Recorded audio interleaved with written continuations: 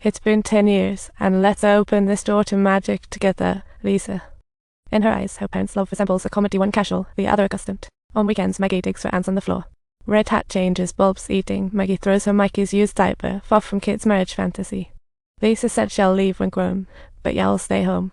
Your girlfriend might flee scared by this couple. Since she made a point, the two kids decided to have a serious talk with their parents, mentioning a romantic resort with a free trial.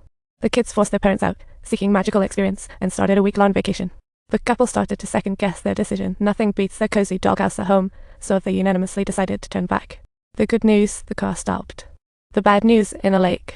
The couple faced the lake, their dog crawling on the roof. Spotting a rock ahead, they fumed and shouted. Crawling out, they found their phones broken. Shouting to heaven brought no response, so they survived in the woods. Maggie pondered sticks for fire, while Red Hat crafted one from junk. At the crucial moment, Red Hat's quick thinking saved them. They dried their clothes. Maggie climbed a tree to scout, only to find no path, just trees. But what's that shiny red thing nearby? That caught Maggie's attention. Must be some kind of man-made object. Let's check it out, clothes on, and let's go. Well, we have to run naked now. It's less gold one running. They dashed toward the shiny spot. They found an adult toy. Under vines lay an abandoned honeymoon resort, like a deserted paradise. They lit a fire and settled down in this old spot, using a heap of junk around them. They built a great shelter with a house, fire, and water. Tomorrow, food will make it perfect. Today was a bust. They couldn't even catch a rabbit and returned to their shelter in utter despair, having nothing at all to fish with today. Their haul for the day? Absolutely nothing. It was a bit of a dull day. Another day with nothing found, such a letdown. What a bummer. Under today's lure, they felt powerless. As dusk fell, Red Hat started to get desperate and flailed in the water. After a slip and climb back to shore in despair, luck struck. They caught a fish. The fish sizzled over the fire, releasing an aroma. No seasoning needed. Red Hat laughed. Best I've ever had. Maggie said, only want this for my birthday from now on. Full and content, Maggie cried, thinking about the kids. Red Hat comforted, well, find them. They danced in the wilderness, warming each other. Just then, a noise outside shattered their warm moment. It sounded like a wild beast. They rushed to secure the place. The drafty house wouldn't deter a wolf. Red Hat's usually careless, but Maggie stays cool in danger.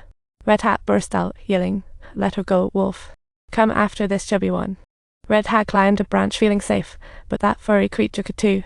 Soon he was at the top, testing the branch limits.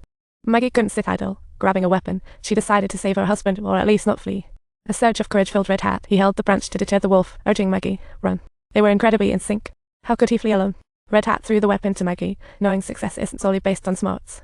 Crises bring opportunities. After the life and death struggle, they feasted on wolf meat. Red Hat checked Maggie to ensure she was fine. He slipped her boots on, proving that despite his usual goofiness, real love shows itself in tough times. No words needed, just a glance. The two gradually adapted to their life, their bond deepening, closer than ever, hardly separable. Until Red Hat met a ranger in the wild and didn't think to call for help. He grew fond of their current life, but it was too late when he snapped back to shout this wasn't meant to last. If you love him, you have to take him home. They decided to pack some food and follow the vehicle's trail, glancing back at their temporary shelter, feeling a pang of nostalgia.